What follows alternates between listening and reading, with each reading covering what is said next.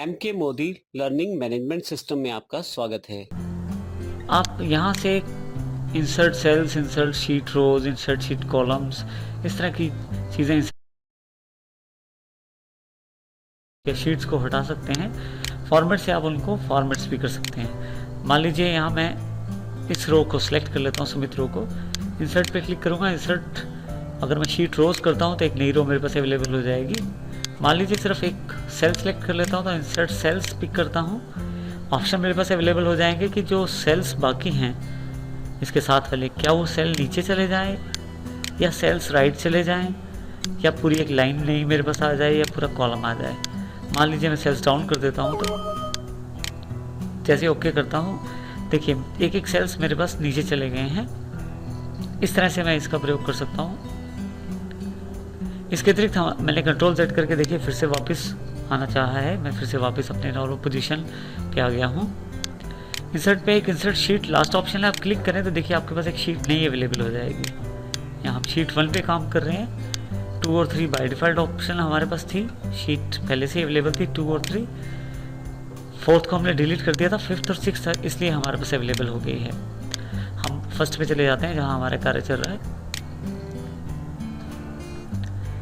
इसी तरह से नेक्स्ट अगर आप डिलीट करना चाहते हैं किसी चीज़ को तो उसे भी डिलीट कर सकते हैं, जैसे सेल्स, रोज, कॉलम या शीट को। मान लीजिए मैं इस सेल को डिलीट करना चाहता हूँ तो डिलीट सेल्स पे जैसे ही क्लिक करूँगा मेरे पास ऑप्शन अवेलेबल है कि जो बाकी जो नीचे वाले सेल हैं क्या वो ऊपर की तरफ आ जाएं, जो ये राइट साइड वाले सेल हैं क्या वो लेफ्ट की तरफ आ जाएं। मैं शिफ्ट सेल्स लेफ्ट पे क्लिक करके ओके कर देता हूँ तो देखिए जितने भी सेल्स हैं वो लेफ्ट की तरफ शिफ्ट हो गए हैं।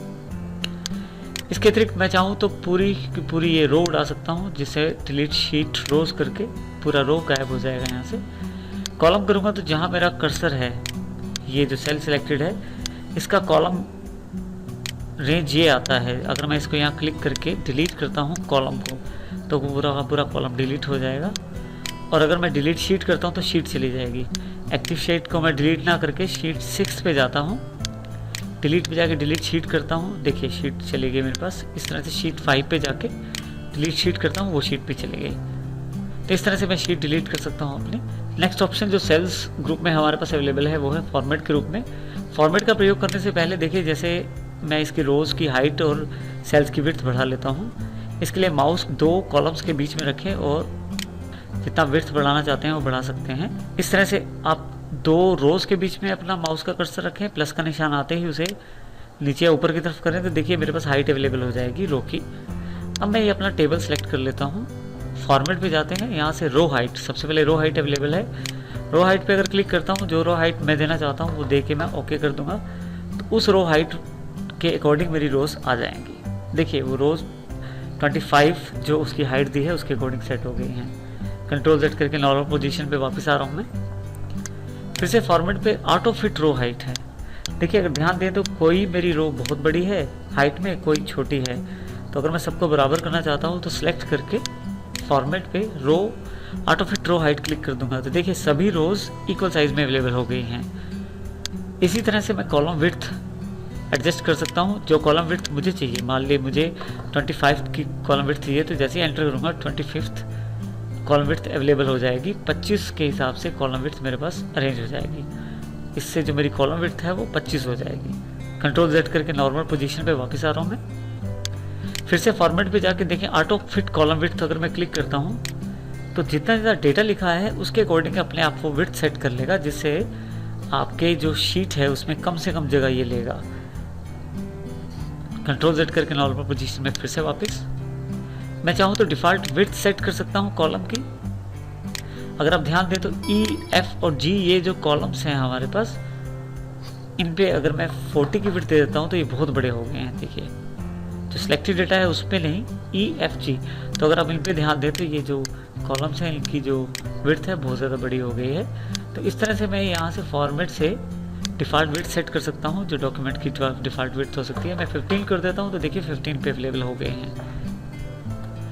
आप चाहे तो रोज़ और कॉलम्स को हाइड भी कर सकते हैं। सेलेक्ट कर लेते हैं हम इन रोज़ को। फॉर्मेट पे जाके अगर मैं हाइड एंड हाइड पे जाके हाइड रोज़ कर देता हूँ तो ये हाइड हो जाएंगी रोज़, और यहाँ से अनहाइड रोज़ कर देता हूँ तो वापस आ जाएंगी। इसी तरह से कॉलम को सिलेक्ट करके अगर मैं हाइड कॉलम्स कर देता हूँ तो हाइड हो जाएंगे कॉलम्स, दोबारा यहाँ हाइड एंड हाइड पे जाके अनहाइड कॉलम्स कर दूंगा तो वापस आ जाएंगे। इसी तरह से मैं अपनी शीट को भी हाइड और अनहाइड कर सकता हूँ। जैसे हाइड शीट क्लिक करते ही मेरी जो 1 नंबर की शीट है वो हाइड हो गई है। वापस चाहिए तो फिर से फॉर्मेट पे जाएं, हाइड एंड हाइड पे अनहाइड शीट पे क्लिक करें, शीट 1 जो कि गायब हुई थी उस पर क्लिक करके ओके करें। देखिए फिर से वापस शीट आ गई है आपके पास।